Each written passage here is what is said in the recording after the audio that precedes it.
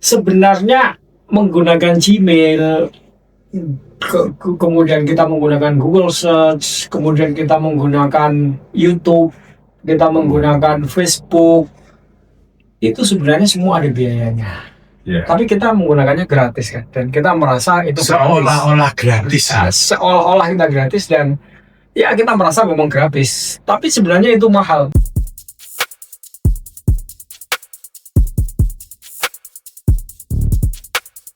Assalamualaikum warahmatullahi wabarakatuh. Selamat datang di Pais Talk Majelis Ngopi. Pagi ini kita bahas sesuatu yang kita nikmati tiap hari ya. Kita diam-diam tapi mereka membeli kita. Jadi sesuatu kalau gratisan itu ya kita berarti menjadi produk. Jadi kalau sesuatu gratis itu kita jadi produk. Jadi ini yang sedang kita akan bicarakan. Jadi layanan digital gratis. Ya, kenapa gratis justru mahal? Nah, dan kenapa membayar sedikit tapi bisa membuat kita berdaulat? Bersama saya Cak Mangesti dan narasumber kita Cak Agus Muhammad Maksum, ya, penggagas platform digital ekonomi Pancasila. Cak Agus, terima kasih sudah hadir. Assalamualaikum warahmatullahi wabarakatuh. Waalaikumsalam Sehat ya, Cak Agus? Alhamdulillah sehat, Cak Mangesti. Habis ngopi. Baik. Sehat ini yang paling penting, Cak Agus. Iya. Ya, karena dengan sehat kita bisa beraktivitas. Ya. Cak Agus, kita ini kan pakai Gmail, pakai WA, pakai Facebook, TikTok, semuanya itu gratis ya. Kemudian di mana mahalnya gitu? Nah, ini yang perlu dijelaskan, Cak Gus. Iya, Cak Mangesti. Jadi ini memang sebuah kalimat gratis itu mahal. Jadi penjelasannya begini.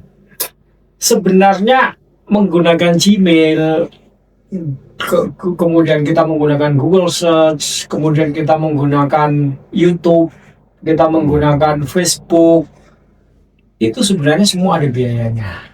Tapi kita menggunakannya gratis kan, dan kita merasa itu seolah-olah gratis. Seolah-olah kita gratis, dan ya kita merasa memang gratis. Tapi sebenarnya itu mahal. Mahal itu bisa dilihat dari dua sisi. Penyelenggaranya sendiri, ketika menggratiskan, itu cost yang dia lakukan itu mahal sekali. Ya, kenapa? Karena gini, ini perlu kita diskusikan dan kita bicarakan untuk kita sama-sama aware tentang ini. Kenapa gratis itu mahal? Kok mahal ya? Bayangkan kita kenal Google. Di Google itu kita sering menggunakan kan Google Search. Google itu kan perusahaan global. Dia perusahaan di Amerika dan orang seluruh dunia itu menggunakan.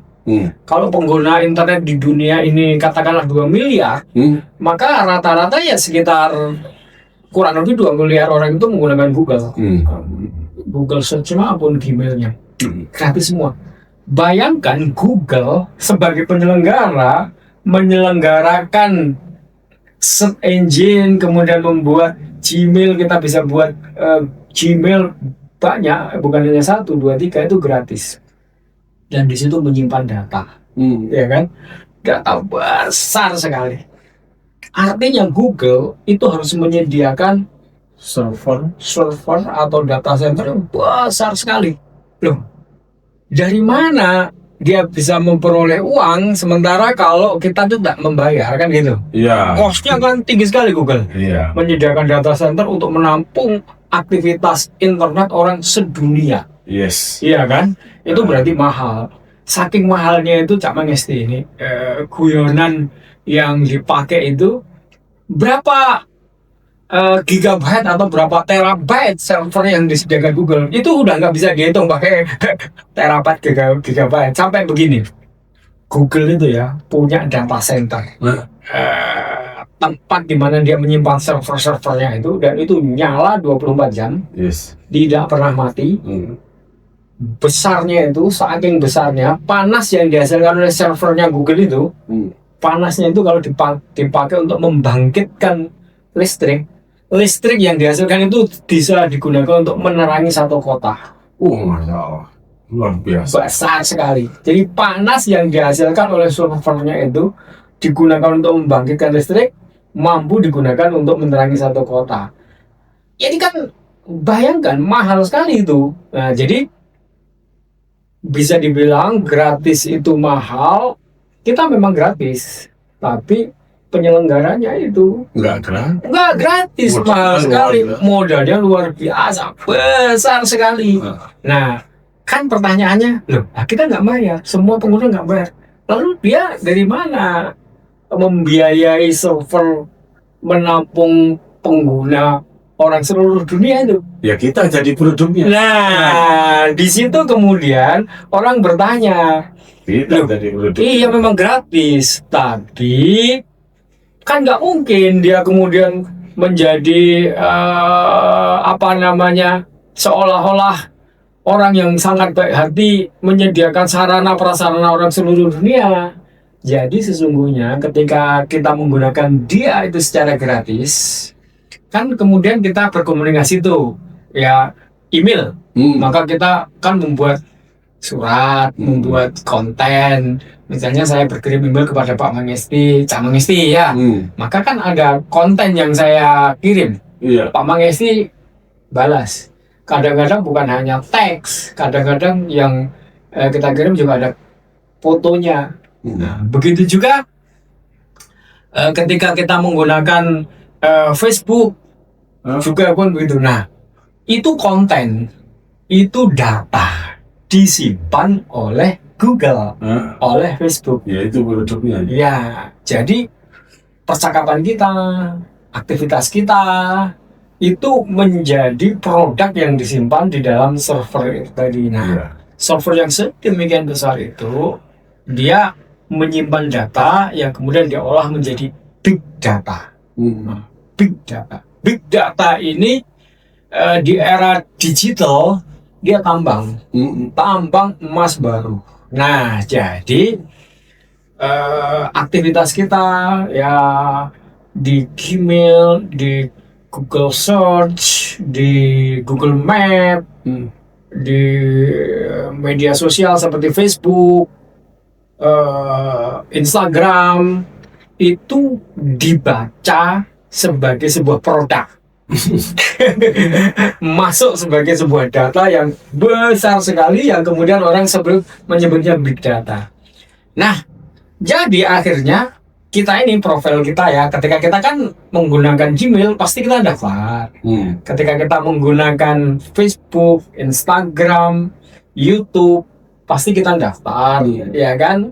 Ada profil kita, setidaknya ada nama, ada tanggal lahir, ada alamat.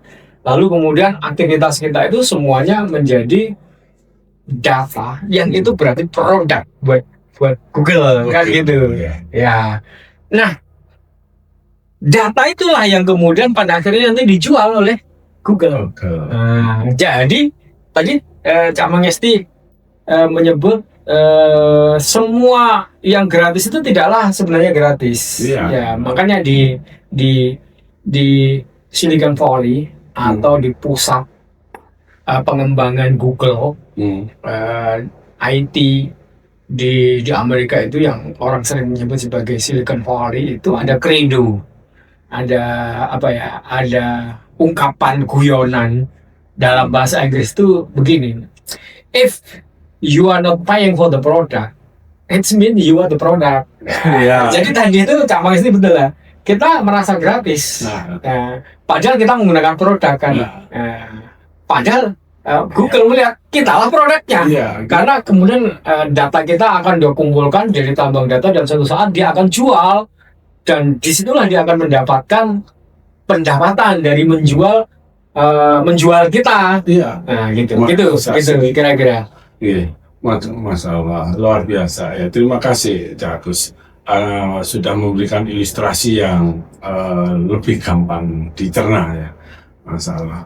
Jadi dari tadi sampaikan itu, waduh, saya membayangkan ya Itu sebabnya startup digital lokal itu sulit dibiayai oleh bank ya. Ya, yes. Jadi bank ini kan inginnya ya saiki sekarang minjemi ya tahun depan ya sudah bisa kembalikan dengan sejumlah bunga yang sudah disepakati bersama.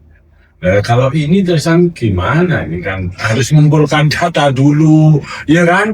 Nah ini kan kalau Google yang memakai sudah banyak itu dari dia mulai sampai dia mengumpulkan data, kemudian bisa memonetisasi data itu kan juga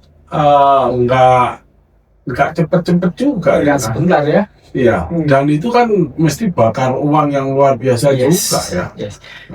Iya. Ini nanti Cak Maesti, apa yang Cak Maesti sampaikan itulah yang akan menjadi problem bagi model bisnis. Ya. Ketika kita sebut Google itu tadi itu kan Amerika. Nah, Amerika itu negara yang menganut sistem ekonomi kapitalis. Maka kemudian ada model bisnis yang bisa diciptakan oleh mereka sehingga beban di depan yang sedemikian besar itu tadi bisa tercover. Nah, ini nanti akan kita diskusikan bagaimana kalau model bisnisnya itu ekonominya bukan kapitalis seperti kita Pancasila gitu. Tapi gini, saya ingin kembali memberikan ilustrasi yang lebih mudah dari tadi itu ketika saya menjelaskan bagaimana Google menyediakan data center server yang begitu besar dengan ilustrasi yang lebih mudah untuk bisa kita cerna lagi ya. Misalnya gini, ini supaya kita nanti ketika masuk kepada model bisnis yang bukan kapitalis ala barat atau bukan komunis sosialis ala timur, tapi model bisnis Pancasila itu kita kemudian akan menemukan pola bagaimana. Jadi gini, ilustrasi model bisnisnya itu begini. Seperti orang membangun jalan tol, ya kan? Katakanlah Jakarta Surabaya. Nah, sekarang kan ada jalan tol Jakarta Surabaya itu. Kalau kita lewat di situ kan mahal ya. Kalau nggak salah itu sampai 1 juta ya. Dari Surabaya ke Jakarta hampir 1 juta ya. Hampir 1 juta. Kalau PP kan 2 juta.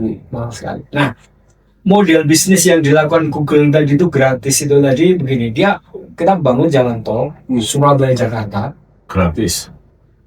Kita bebaskan tanahnya, kemudian kita bangun jalan tolnya, lalu begitu selesai kita umumkan kepada masyarakat, silahkan lewat jalan tol yang saya bangun gratis. Asalkan Iya kan, bayangkan kan pasti orang akan berpindah. Iya. Di sana 1 juta Jakarta Surabaya, di sini gratis. Ya, pasti orang akan berpindah. Nah, syaratnya adalah satu, hanya mobil pribadi. Nah, berarti di sini akan lebih nyaman, ya kan? Karena nggak akan ketemu sama truk yang gede-gede itu, yang kadang-kadang bisa membuat jalanan macet, ya kan? Nah, pertama. Yang kedua, ya tentu kita akan memilih jalan gratis ini. Nah, di sini kemudian berbondong-bondong orang kan, jutaan mobil, jutaan orang, bahkan yang biasanya tidak lewat jalan tol pun akan lewat jalan tol. Biasanya ke Surabaya mungkin sebulan 2 kali, ini sebulan 4 kali juga nggak apa-apa, toh gratis, ya kan gitu. Nah, sehingga akan terjadi berbondong-bondong orang masuk ke situ, gratis. Dia model bisnisnya dia tidak mencari uang dari gate ke gate ketika kita masuk, digratiskan. Tapi dia akan gini, oke, gratis, kamu masuk ke tol saya pakai kartu saya. Kartunya ini ada nama kamu, ada profilnya kan gitu, nama, alamat, kemudian nomor telepon, alamat, kemudian mobilnya apa, bannya mereknya apa, mobilnya pakai oli apa, bensinnya pakai apa, aksesorisnya pakai apa, kita suka makan apa, semuanya dicatat ketika kita mendaftar dan dikasih kartu tolnya itu, tolnya gratis. Lalu kemudian nanti di situ ada rest area. Nah, rest area itu hanya bisa dibayar dengan menggunakan ini tadi kartu yang ini tadi, Iya. ya kartunya ini tadi memang lewatnya tol gratis, ya kan? Gate-nya berarti tidak perlu antri, karena lewat gitu aja, ya kan? Jadi nggak ada antrian kayak tol yang biasanya kan gitu. Nah, lalu kemudian pengelola jalan tol yang gratis ini tadi dia udah meluncurkan satu produk kartu. Nah, kartunya kan kemudian di situ ada, karena nanti akan dipakai untuk melakukan pembayaran semua di jalan rest area itu, maka di situ pasti ada simpanan uangnya kan kita. Nah, jadi dia punya bank sendiri ya, kemudian menyimpan uang saldo kita di situ. Lalu nanti ditransaksi di rest area itu semua transaksinya harus menggunakan ini. Top up soalnya. Top up menggunakan ini, lalu setiap transaksi dicatat. Oh, kita beli apa, Iya. produk apa. Dia punya data. Lalu kemudian nanti dia akan tawarkan kepada perusahaan-perusahaan. Ini orang yang lewat jalan tol saya ini produknya ternyata dia pakai mobil ini. Ya, banyak mobil lewat sini. Kamu bikin dong bengkel di rest area. Rest areanya itu ada sekian. Nah, dia akan kerjasama. Nah, lalu kemudian sepanjang jalan tol itu kan kanan kirinya, tengahnya itu kan space untuk iklan. Nah, dia tawarkan space iklan itu. Nah, jadi nanti dia akan mendapatkan pendapatan dari iklan, kemudian dari kartu yang mengelola uang tadi, lalu dari transaksi-transaksi yang diperoleh sepanjang jalan tol. Kan sepanjang jalan tol Jakarta Surabaya, nggak mungkin kita nggak berhenti. Nggak mungkin kita nggak berhenti di rest area membeli apa membeli itu. Nah, jadi ilustrasinya adalah seperti itu. Jadi gimana membangun jalan tolnya gratis, mahal sekali, tapi dia nanti akan mencari income, pendapatan dari iklan. Dia akan jual tadi itu profil kita itu tadi. Ya, dia akan jual kepada perusahaan-perusahaan yang kemudian dia kasih datanya. Mobil produk kamu itu akan lewat di tempat saya per hari sekian. Dia butuh maintenance, butuh ini. Nah, itulah kira-kira seperti itu model bisnisnya. Nah, sekarang tadi itu yang Cak Mengesti itu masih yang kaitannya sama transaksi ya. Belum lagi monetisasi data ya. Kan dengan big data itu perilaku kita itu kan dia sudah tahu ya, nggak seperti survei ngisi kuesioner ya kan.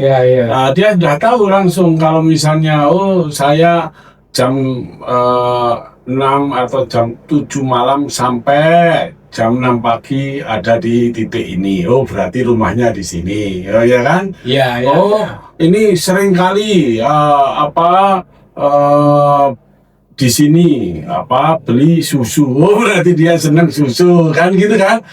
Itu perilakunya itu, hobinya apa itu diketahui. Detail ya. Nah, itu yang nanti bisa dimonetisasi kan. Orang ini biasa beli obat ini yang Cak Agus biasa sering tanya itu, sampaikan biasa beli obat diabetes. Ini berarti saking diabetes ini, berarti kan begitu. Sehingga monetisasinya gampang itu kan kalau itu ditawarkan ke perusahaan-perusahaan itu. Itulah tadi data. Itulah dari data, dan itu menimbulkan satu lifestyle tertentu yang kemudian kalau tadi sudah kecatat bahwa dia itu sukanya produk ini, maka kemudian nanti iklannya di jalan-jalan itu akan banyak sekali itu. Seolah-olah nggak ada produk yang lain, ya kan gitu. Jadi akhirnya lifestyle kita atau cara pandang kita itu akan dituntun dengan algoritma, disuplai sesuai dengan yang sering kita lakukan itu ya. Sehingga kemudian misalnya tadi itu ya, kalau misalnya tadi itu contoh obat diabetes atau diabetes ya, kata diabetes itu ya, tiba-tiba nanti di Google kita atau di Facebook kita, kalau kita tadi pernah membaca artikel tentang diabetes atau pernah membeli obat diabetes, tiba-tiba akan muncul banyak sekali iklan diabetes. Nah, itu yang menyebabkan orang ini perilakunya itu kemudian dibaca dan akhirnya dia hanya berada pada ruang lingkup itu. Kalau misalnya dia suka film perang, Yes. gitu ya tentu. Maka kemudian nanti akan muncul judul-judul film perang terus. Iya. Itu Macam-macam perang terus. saya itu kan kalau di YouTube sering dengarkan lagu tapi kualitasnya high resolution atau high end gitu kan, dan itu yang seneng di jazz atau apa itu ya, begitu saya buka YouTube ya mesti itu banyak lagu jazz itu ya. Ya sudah nggak bingung lagi nyari yang mana kan gitu kan. Ya, itulah makanya kemudian perilaku kita, kalau kita suka dengerin pengajian, ya kemudian akan tiap hari muncul pengajian. Tapi kalau misalnya Anda bayangkan orang berada di negara ateis itu mana contohnya ya?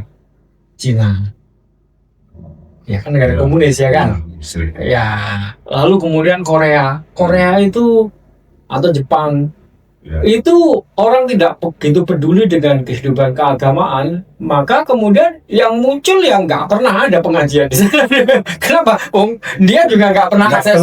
Iya kan? Jadi akhirnya gini, itulah yang kemudian perilaku, pikiran, preferensi orang itu terbentuk oleh data. Jadi orang ini akhirnya pandangannya sempit karena dia udah dibatasi oleh perilaku itu yang harganya kan dimaintain oleh algoritma. Iya, dimaintain oleh algoritma, dan ini dalam perilaku politik akan membahayakan. Kenapa?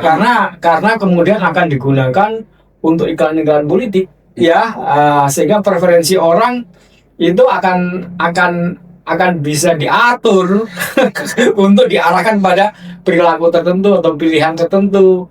Nah, inilah akhirnya yang tadi itu kita aja jadi produk. Kita aja jadi produk kan gitu. Oke, bagus. Kalau kita udah bicara Google, YouTube itu kan luar biasa ya servernya, dan kita gratis. Tapi ya berbayar juga. YouTube saya bayar yang premium. Oke.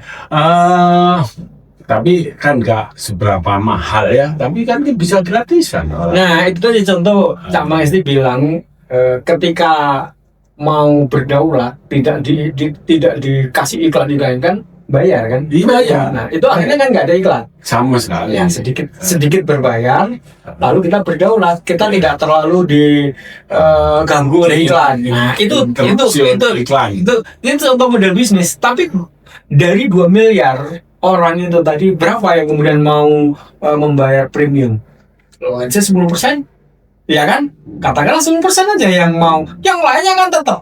Nah, jadi itu ada pilihan. Oke, kalau kamu mau gratis, ya akan muncul iklan kan kita jadi produk. Tapi kalau mau berbayar premium, maka kemudian kita nggak diganggu iklan. Nah, kita mulai membayar dan kita bisa berdaulat. Nah, ini contoh yang bagus. Tapi kan dapat income dia. Ya, dia dapat income dari situ. Nah, nanti model bisnis berkembang begitu.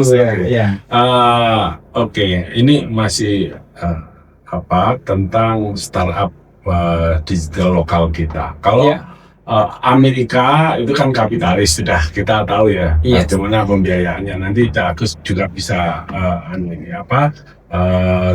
terangkan ya perbandingan antara Amerika yang kapitalis, kemudian Tiongkok yang sosialis ya, kemudian kita kan ekonomi Pancasila. Nah, terusan bagaimana pembiayaannya kalau di kita ekonomi Pancasila itu.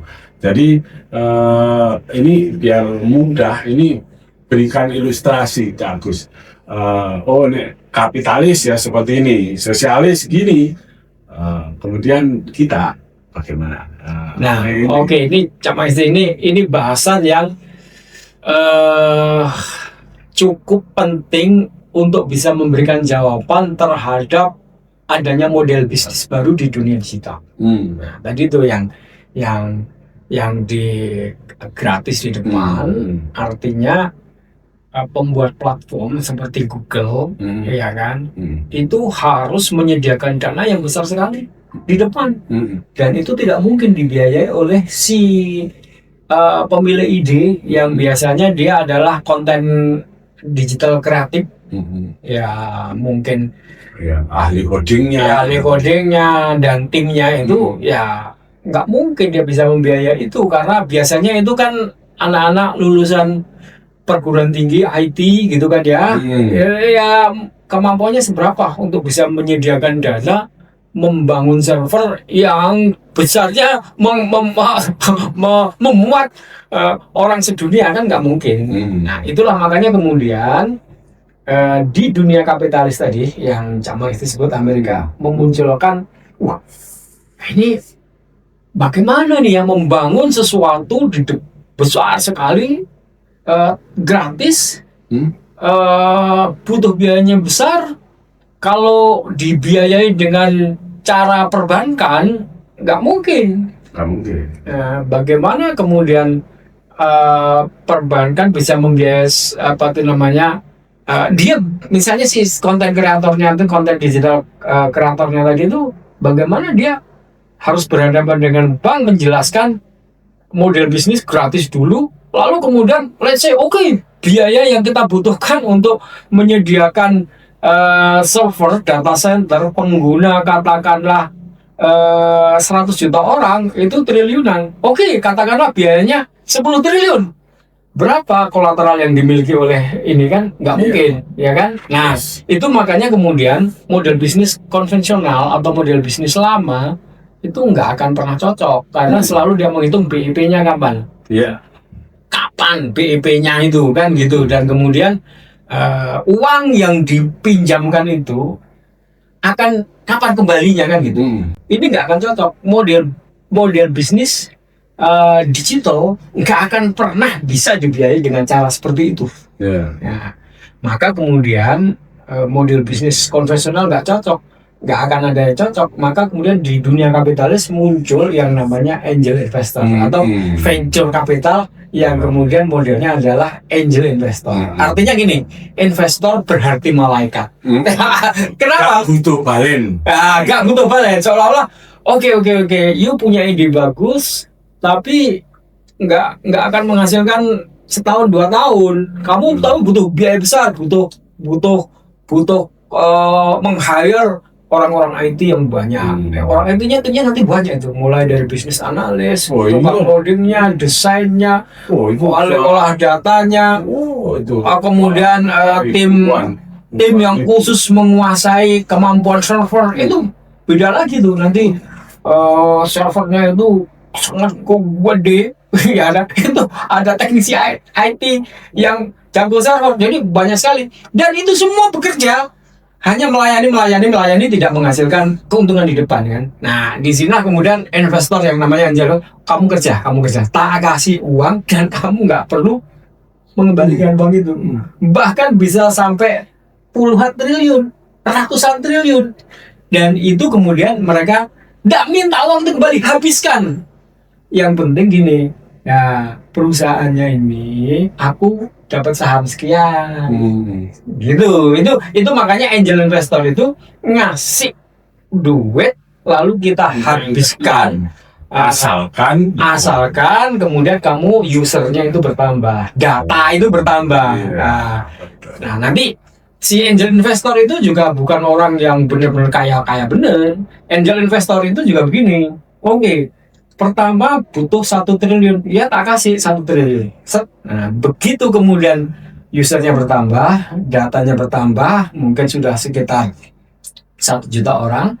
Si angel investor ini yang pertama itu seri A katakanlah. Nanti dia akan datang kepada angel investor yang lebih gede lagi, seri B. Kasih tahu, ini ada produk digital yang saya biayai 1 triliun. Ini butuh 10 triliun. Nah, ini sekarang udah berkembang, penggunanya 1 juta, berkembang bagus sekali. Nah, sekarang servernya perlu ditambah. Nah, mereka butuh 10 triliun. Nah, seri B, oke. Saya tambah 10 triliun, saya minta saham sekian. Nah, jadi valuasi sahamnya naik. Nah, si investor yang seri A tadi itu sahamnya sebagian berubah. Katakan tadi 1 triliun, kemudian sekarang 10 triliun, kan sudah 10 kali lipat. Nah, jadi sahamnya juga sudah naik 10 kali lipat. Itu seri B, seri C, sampai kemudian bisa seri D, seri E yang kemudian disebut unicorn, decacorn. Itu investor, angel investor seri A, seri B, seri C ketika sudah masuk kepada seri berikutnya itu dia udah kembali uangnya karena dibayar oleh investor berikutnya. Investor berikutnya itu model bisnis kapitalis. Tetapi sahamnya pemilik awal itu dilusi terdilusi kan gitu ya. Tapi okay, si pemilik ide, pembuat bisnis tidak perlu memikirkan bagaimana memberikan uang, ya kan, dia mengkonversi saham yang sama-sama dibesarkan sama-sama. Dia bekerja di sektor usahanya, IT-nya, ini menyediakan dananya. Itu kapitalis. Lalu muncullah platform-platform besar dengan model seperti itu, Google, Amazon, Facebook. Itu seperti itu. Nah, sekarang itu kapitalis. Nah, tadi Cak Mangesti menyebut ada kapitalis, ada kemudian di sana di sisi timur ada sosialis komunis, itu juga punya model. Nah, jadi ini memang betul Cak Mangesti menyebut kapitalis, sosialis. Ini memang pertarungan ideologi ekonomi. Nah, di Cina atau sosialis komunis gimana modelnya? Dia itu Cina itu kan standar ganda. Dia politiknya memang komunis, tapi secara ekonomi kan dia membuka diri kapitalis. Jadi dia juga mempersilahkan kapitalis masuk. Nah, kita tahu Jack Ma itu kan dibiayai oleh Masayoshi Son, SoftBank. Kan angel investor dia masuk. Tetapi Cina tidak membiarkan si angel investor itu menguasai saham itu sampai 90%, 50%. Jadi dia lihat 30%, kemudian negara hadir, stop, kamu cukup segitu, kamu nggak boleh melampaui itu. Ya, kami negara yang tidak mengizinkan, punya aturan, sehingga kemudian dia sudah melihat wah ini berkembang bagus, maka kemudian negara masuk, negara mengontrol. Nah, jadi kemudian tidak terjadi kapitalisme liar, tidak terjadi kapitalisme yang menguasai seluruh kepemilikan. Nah, itu berarti begini, dalam konteks ekonomi digital kita melihat ada dua model ekonomi kapitalis dan ekonomi sosialis komunis itu berjalan. Kita lihat menghasilkan platform-platform besar yang kita pakai, yang kita merasa gratis tadi. Google, ya kan, Google, Facebook, lalu kemudian model bisnis sosialis komunis menghasilkan yang gede-gede, TikTok, Alibaba, WeChat, dan lain-lain. Dan itu juga mendunia. Baidu, tapi Baidu ya mendunia. Nah sekarang ini kita masuk. Nah, kita ini kan negara terus Pancasila. Kita bagaimana? Ya, kita Pancasila. Kita sejak awal mengatakan tidak kapitalis, juga tidak komunis sosialis. Nah, kita Pancasila bagaimana ini model bisnisnya di era digital itu? Nah, inilah PR kita. Nah, bagaimana modelnya ya? Saya kira model sosialis komunis itu tadi bisa sedikit lebih cocok untuk dipakai, tapi tidak persis seperti itu. Nah, negara kita tentu bukan negara komunis yang otoriter dengan satu partai. Kita jelas pemerintahan kita demokrasi, Pancasila, sila keempatnya tetap. Di mana kemudian modelnya bukan otoriter satu partai, tapi tetap secara politik itu kita demokrasi Pancasila, perwakilan, modelnya, ekonominya itu ekonomi berbasis ketuhanan yang Maha Esa, yaitu Islam, ekonomi syariah, di mana kemudian kepemilikan itu adalah kepemilikan bersama. Nah, jadi dalam model bisnis ekonomi Pancasila, bagaimana kemudian negara itu sudah dirumuskan memiliki kewenangan di mana negara itu menguasai bumi dan air dan kekayaan alam yang terkandung di dalamnya, dan itu menghasilkan sebuah keuntungan yang sangat besar sekali, dan itu uang dikelola negara untuk kemudian menjadi public service obligation. Lalu negara juga pasal 33 ayat 2, cabang-cabang produksi yang penting menguasai hajat hidup orang banyak dikuasai oleh negara. Nah, dua ayat ini akan kita pakai sebagai model bisnis. Nah, tadi kan PR-nya adalah talenta digital kreatif itu mengembangkan ide bisnis, lalu karena butuh modal besar dan itu tidak mungkin dibayar oleh orang per orang, kita juga belum punya model angel investor, maka negara hadir melalui public service obligation yang negara itu dalam konstitusi mengelola dua hal tadi itu, bumi air dan kekayaan alam dan kemudian cabang-cabang produksi. Tentu itu akan menghasilkan uang yang cukup besar. Nah, uang yang cukup besar inilah selain digunakan untuk PSE public service obligation, untuk BBM, untuk sembako, maka ada yang kemudian dialokasikan untuk membiayai digital kreatif tadi, sehingga tadi itu server yang sangat besar itu tadi bisa diadakan. Nah, sehingga kemudian talenta digital kreatif kita itu kemudian bisa mengembangkan dan kemudian negara menyediakan servernya.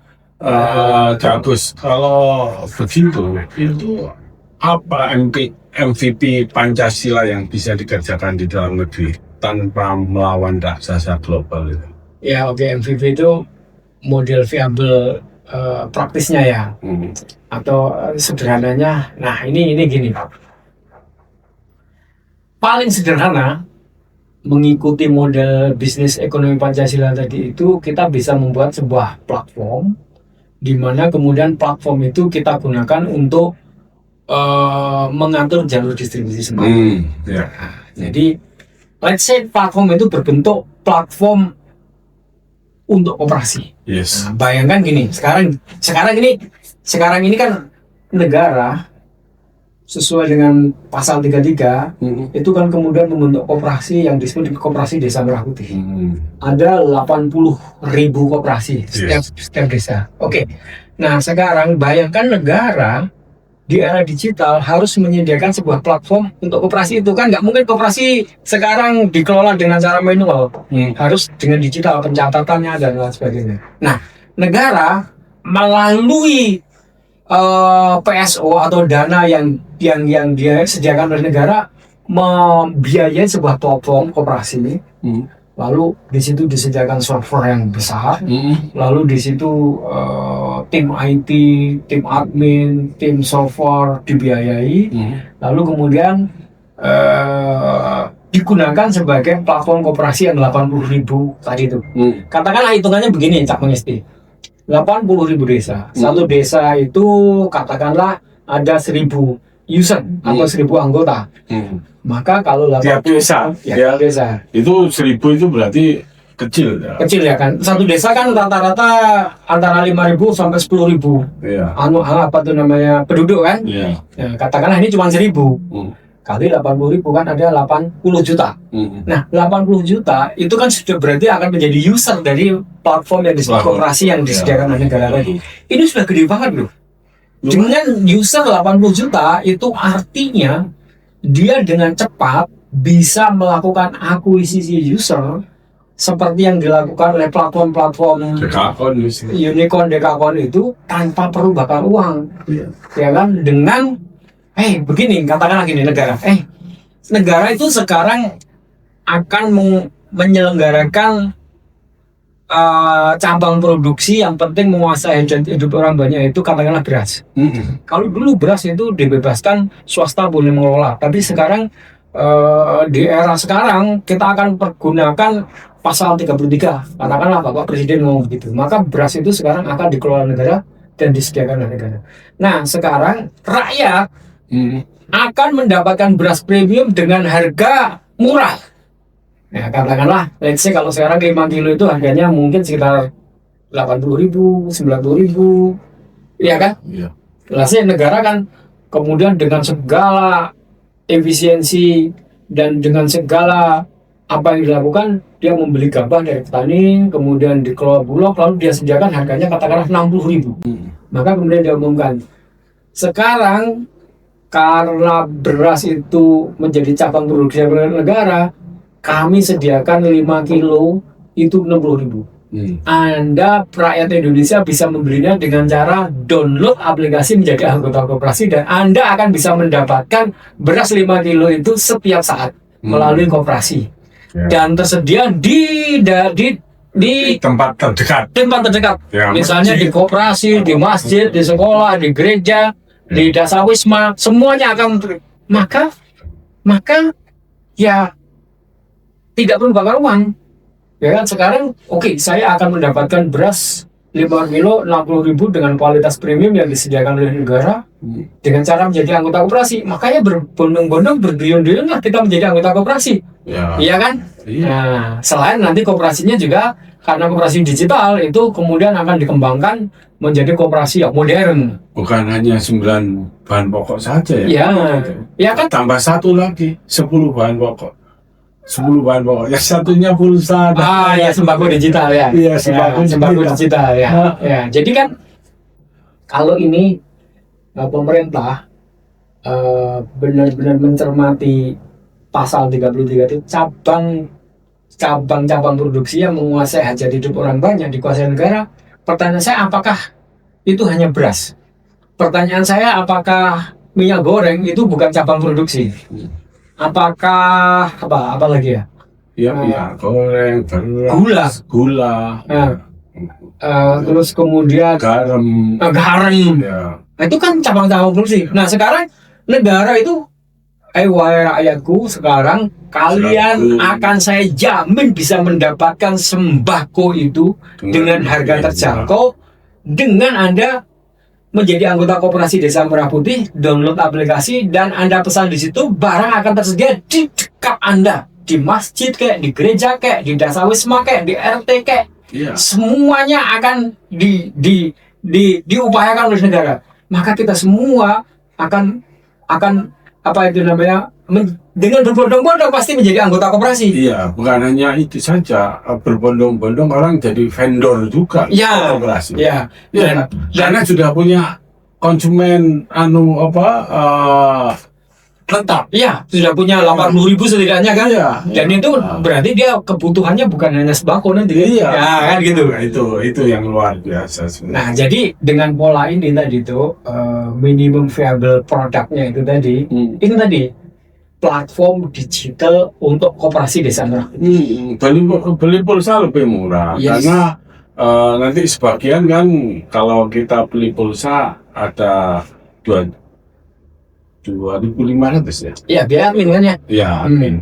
Nah, kalau beli melalui koperasi kan bisa di cashback. Iya. Nah, sebagian kan. Nah, betul. Bagian untuk koperasinya, bagian untuk macam-macam. Katakanlah 500 sampai 600 kembali kan bisa luar biasa. Nah, ini Cak Mangesi. Jadi selain bisa jalan. Selain tadi bagaimana berbondong-bondong rakyat Indonesia menjadi anggota koperasi karena di situ akan mendapatkan jaminan 9 bahan pokok atau 10 bahan pokok tadi, maka koperasi di era digital akan memunculkan model baru, bisnis baru di mana ada namanya SHU harian.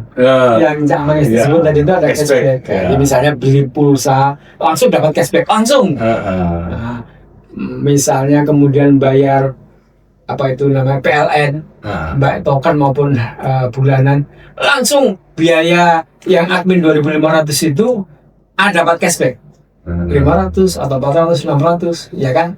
Jadi rakyat itu kemudian akan mendapatkan alternatif di mana model bisnis digital ekonomi Pancasila dengan koperasi itu akan memberikan keuntungan langsung cashback walaupun kecil-kecil, ya kan memang perbandaannya juga kecil kan, cuma 2.500, tapi kalau 2.500 dia dapat kembalian 500 kan sebenarnya gede juga daripada beli di tempat lain. Nggak ada kembaliannya kan gitu. Nah, jadi tidak ada keberpihakannya. Ya, terus-terusan gitu. Jadi kemudian kan model bisnis digital ekonomi Pancasila koperasi tadi itu kemudian menjadi daya tarik. Ya Gus, koperasi ini kan selama ini kan anak muda pun gak tertarik plus kan. Iya. Ya, yang tua juga iya. Nah, ini salah satu sebabnya kan juga koperasi tidak bisa menjawab pertanyaan mereka. Apa sih apa manfaatnya aku Iya. gabung koperasi, Yes, ya kan? yes, Nah, itu yes. salah satunya. Nah, di koperasi ini kalau sudah jalan seperti itu kan bisa diatur. Koperasi ini pasti kan butuh pasukan, Pak Agus. Iya. Ini, Agus, ya. Pasukan yang mengkoordinir, Iya. menggerakkan, Iya. ya, masyarakat. Kemudian misalnya anggotanya itu berapa? Satu orang mengkoordinir 50 atau 100 Iya. orang, misalnya. Iya. Kamu kebutuhan tiap bulan apa saja? Catat Iya. tenang. Iya. Iya. Ya, opo ae, gitu ya. Nah, nanti berarti kan sudah ada ini PO nih. Yes. Iya. Iya, kan? Artinya sudah pasti kan. Yes. Nah, kemudian bisa di drop di mana nanti? Iya. Nah, pejuang-pejuang yang seperti ini kan ini ibaratnya seperti pegawai, Ya, kayak ya. koperasi. Yes. Yes. Nah, ini kan bisa diatur dapat fee Iya. dari jerih payah dia Iya. membina, menjelaskan Yes. anggota koperasi kan tidak semuanya pinter. Iya. Bagus artinya educated kan Iya. enggak kan? Iya. Yang macam-macam, Ya. ngurui caranya install Yes. di gadgetnya, ngajari bagaimana menggunakannya, cara ordernya dan lain-lainnya Ya. Itu kalau satu orang mengkoordinir 50 orang itu kan seperti koperasi punya pegawai. Yes. Dan itu jadi agen di mana-mana, Iya. yang luar biasa. Ya. Jadi akhirnya koperasi itu bisa memberikan fee yang diberikan bulanan Iya. atas jerih payah itu. Iya. Ya itu kan bisa diatur. Itu secara bisnis konsepnya kan bisa diatur. Iya, bisa. Ya kan? Iya. Akhirnya koperasi itu punya SHU bulanan. Iya, Selanjutnya, betul. ya, karena bayar SPP, bayar listrik, bayar apa belanja itu kan bulanan. Bulanan kebutuhan Ya, rakyat ya. itu bulanan ya kan. Nah, ini gimana ya Agus? Ini tolong diberi ilustrasi yang lebih ya Agus. Nah, itu tadi yang ketika tanya tentang MVP ya, model viable praktisnya itu tadi ya. Untuk ekonomi Pancasila itu yang Cak Mang itu sebutkan tadi itu. Yang pertama tadi SHU harian yang cashback tadi. Nah, yang kedua ini koperasi model baru kan butuh sosialisasi. Sosialisasi kan nggak mungkin hanya lewat video iklan saja. Nah, perlu banyak orang menjelaskan door to door. Yes. Nah, jadi muncul nanti engagement orang untuk katakanlah menjadi pembina koperasi atau koperasi. Ya, pembina, ya. Pembina anggota koperasi. Iya.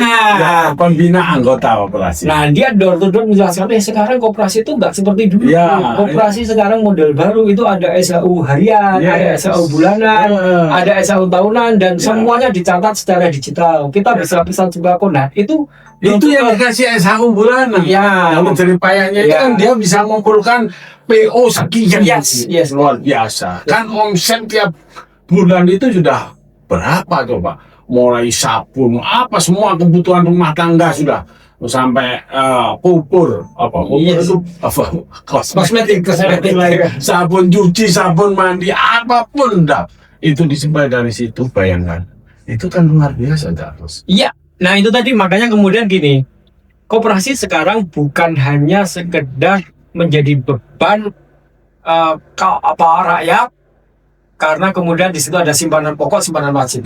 Sekarang justru akan bisa memberikan income yang harian, bulanan. Ya, SHU bulanan. Oh ya, enggak. Yang kewajiban jadi anggota koperasi itu yang harian. Ya, kan tiap bulan kan simpanan pokok. Itu yang tiap Sekali bulan, aja. Ya. Yang daftar sekali. Tiap bulan. Simpanan wajib. Simpanan wajib. Nah, simpanan wajib itu kan kecil. Dan itu sebenarnya nggak perlu dibayar kalau kemudian kita aktif berbelanja. Cashbacknya tadi otomatis untuk membayar. Atau bahkan juga bisa kita buat simpanan wajib itu nggak perlu dibayar tiap bulan, dibayarnya tahunan. Sekali setahun. Yes. Dari kumpulan cashback itu tadi. Ya. Maka kemudian anggota itu udah nggak perlu lagi mikirin tentang simpanan wajib Nah ini anu nih masalah yang apa masalah laten di koperasi ya. Iya. Karena kalau dibuat besar nggak mampu bayar. Iya. Kalau buat kecil sing nagih ku mau pakai sing nagih kan repot juga. Iya, betul. Nah, tapi dengan koperasi digital dan ini jalan ada cashback Iya. harian itu. Cashback harian. Itu kan bisa dikumpulkan. Yes. Misalnya iuran wajib cuma 10.000. Lo narik ya apa mekanisme? Iya. Tapi kalau dengan digital lah itu kan dari cashback. Sekarang beli pulsa telepon aja kan nggak langsung untuk sebulan kan enggak. Iya. Iya kan? Ya itu bisa sebulan 2 kali 3 kali. Iya, beli token listrik itu, listrik itu yang model token itu, Ya. itu pengalaman saya. Orang itu 1 bulan bisa beli 4 kali 5 kali. Iya kan sudah tahu sebulan kayak 1 juta tapi belinya cuma 5 kali setiap beli 200. Iya kan? 200 ada 100 ada 50. Jadi dia beli itu berulang-ulang. Iya. Jadi setiap kali beli berulang dia juga dapat cashback terus. Nah itu yang untuk bisa membayar. Jadi koperasi nggak repot nariknya, ya kan? Benar otomatis kan? Yes. Nah, oke. Ini solusi kan berarti? Iya. Koperasinya bisa narik iuran wajibnya, ya kan? Yang ditarik gak kerasa, nggak terasa. Iya. Karena ada sistem. Ada sistem ya. Nah, ini yang luar biasa. Kemudian laporan keuangannya transparan, jelas karena semuanya terikot. Iya.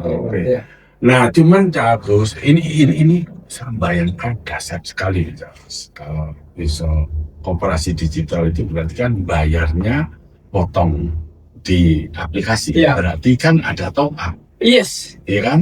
Ya berarti kan seperti aplikasi-aplikasi yang sekarang GoPay, OVO dan lain-lain, kan bisa top up. Bayangkan kalau masyarakat itu ya sudah tahu ya kebutuhannya dia per bulan belanja ya itu 5 juta, wis langsung masukkan ke situ 5 juta. Berapa koperasi itu punya omset di situ itu? Ya seperti bank nasional berarti. Lah kan iso ngalah-ngalahin bank. Nah makanya itu koperasi yang harus dipikirkan sekarang, apakah bisa nanti ketika orang itu sudah menyadari seperti itu, kemudian nyimpan uang di situ ya, transfer uang di situ karena untuk belanja macam-macam kan Agus. Tapi kan kadang-kadang untuk transfer juga ke temannya ada kebutuhan apa. Nah itu bagaimana transfernya itu juga otomatis diperlakukan ini seperti produk bank juga. Ini mohon diberi penjelasan. Iya, jadi sebenarnya koperasi tadi itu kan dengan adanya simpanan pokok, simpanan wajib, simpanan sukarela, artinya ada tabungan kan. Yes. Nah tabungan itu sebenarnya koperasi itu ya berfungsi seperti bank. Nah jadi kalau ada 80.000 anggota, lalu dia punya simpanan sukarela atau tabungan di situ, artinya dia punya tabungan kan.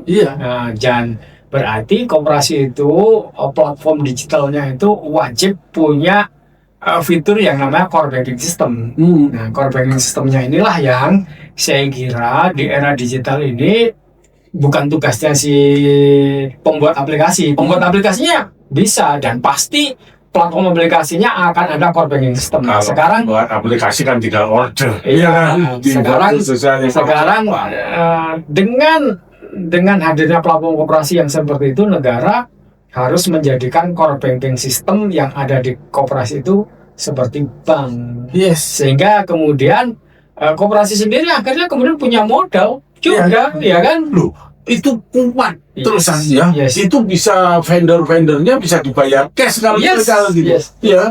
Karena punya modal dan tidak lagi pinjem yang berbunga. Iya kan? Berarti itu meskipun tidak diberi nama syariah atau apa, itu kan berarti sudah menghindari riba juga. Iya, karena model ekonomi Pancasila kan ketuhanan kan.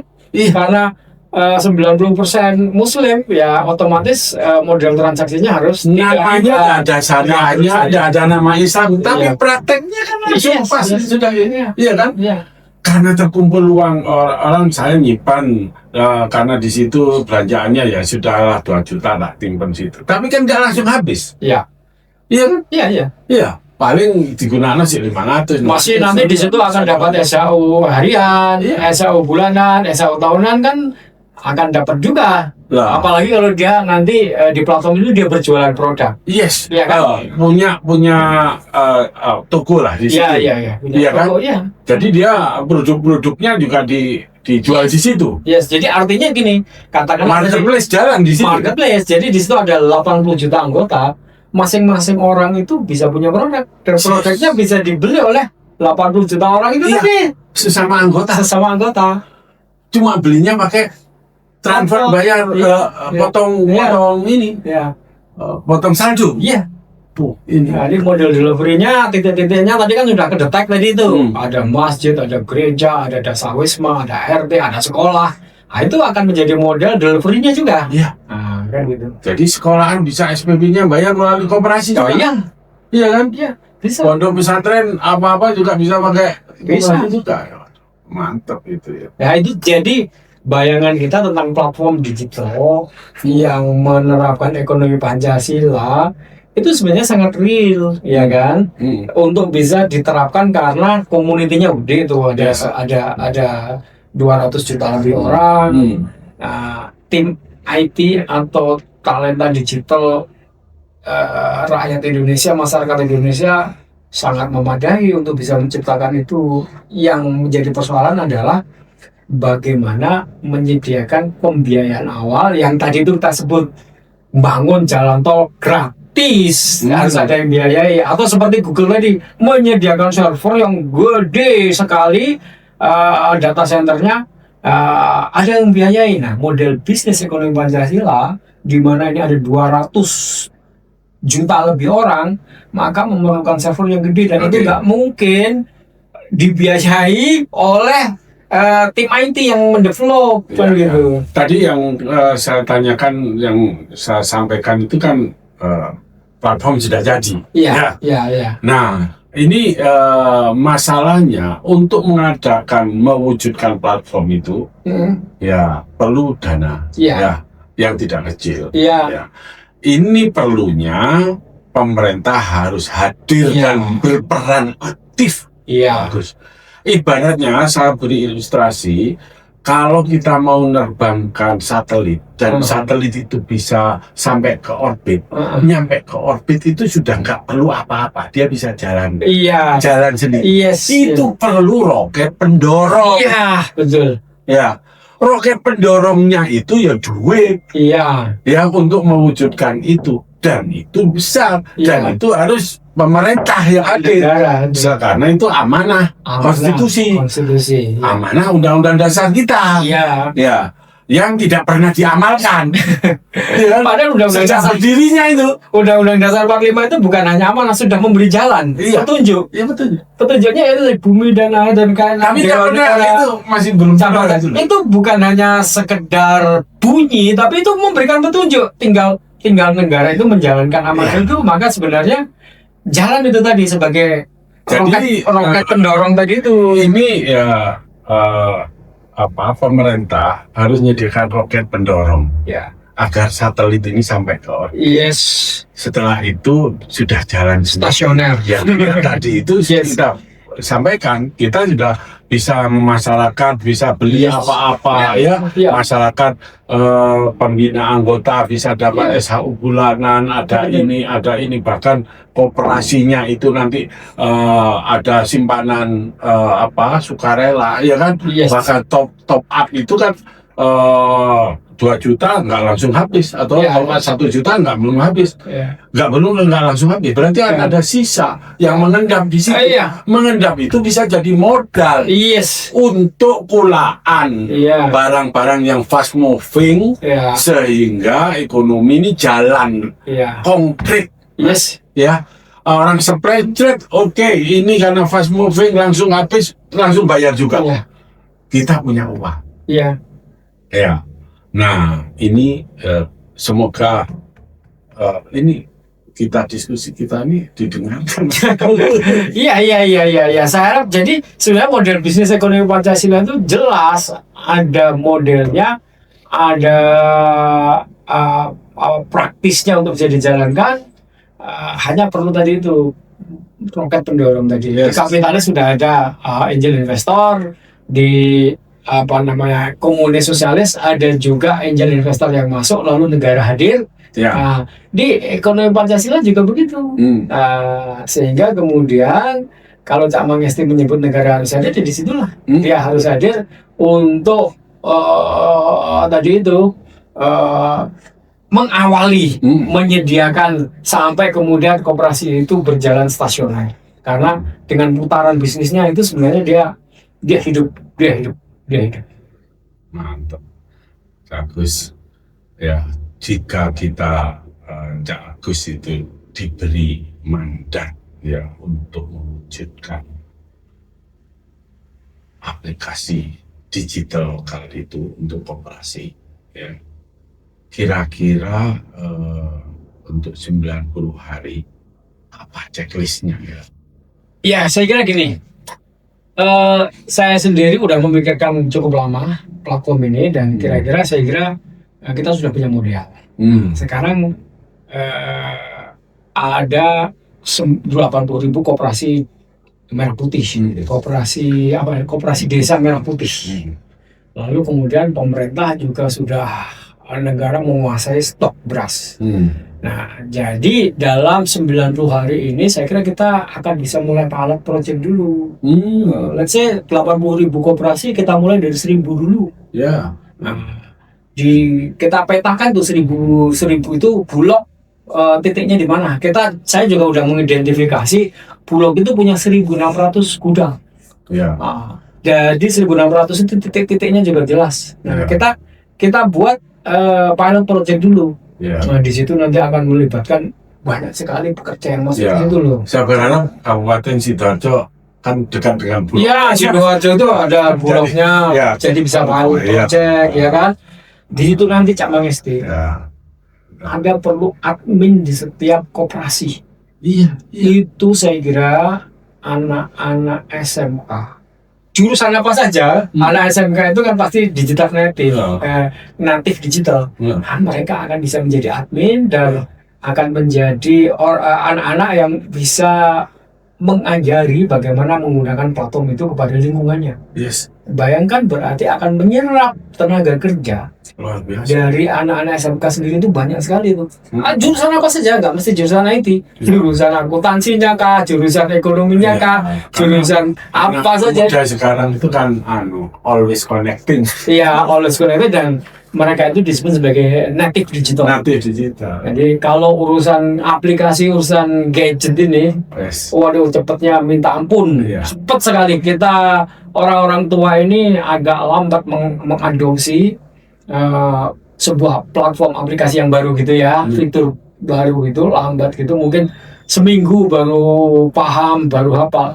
Anak-anak native digital itu hitungannya jam dia sudah langsung bisa. Itu makanya kemudian ekonomi digital Pancasila ini sudah harus mulai kita terapkan dalam penggunaan aplikasi yang kemudian menguasai hajat hidup orang banyak, lalu kemudian menyerap tenaga kerja dari anak-anak yang disebut native digital ini tadi. Ini saya kira luar biasa ini nanti. Luar biasa. Saya berharap itu bisa terwujud. Ya, dalam 90 hari insya Allah dengan pilot project kita bisa segera wujudkan model bisnis yang seperti itu, di mana sekarang Bulog sudah menguasai 4,2 juta ton stok pangan, gabah, beras, lalu kemudian udah ada 80.000 koperasi desa. Nah, sekarang kita tinggal mengisi. Itu langkah awal dari Bulog ya, tapi nanti kalau sudah jalan itu pasti vendor-vendor UMKM dan lain itu ingin juga menjual barangnya lewat koperasi. Dengan cara dia membuka toko-toko di platform koperasi kita, sehingga ada marketplace.